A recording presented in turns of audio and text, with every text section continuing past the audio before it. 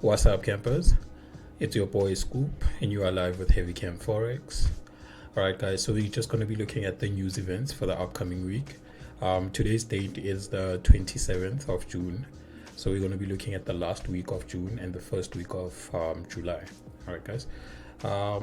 So, as we know, every first Friday of the month is NFP, right, guys? So, we're going to be having NFP this upcoming Friday.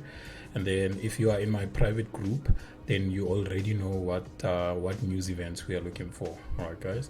As you know that we're looking for red folder news, but not all red folder news are important, right, guys? But then we know the specific news that we are looking for. So we're gonna jump straight into it, guys.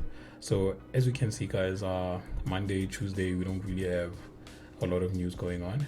We even have a bank holiday. So this will mean there won't be much volatility in the the first couple of days of this week, right, guys? But we will be looking for trades. I will post live analysis videos after this, for the setups and the trades that we will be looking for, and also the pairs that we will be looking at. All right, guys, so as we go down, we can see still, even on a Wednesday, we don't have any red folder news.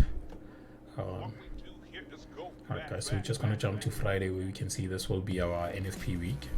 This will be our NFP day, I mean to say. Alright, guys, and then USD, the dollar, is actually an important currency to us. So we'll definitely be looking at these, and we'll definitely be trading these. And my signal group will know. I'll definitely be looking out for signals around this time. Alright, guys, but as I said, we will be trading throughout the week based on the setups that we are getting. Alright, guys, stay tuned for video analysis. It's your boy Scoop. We out.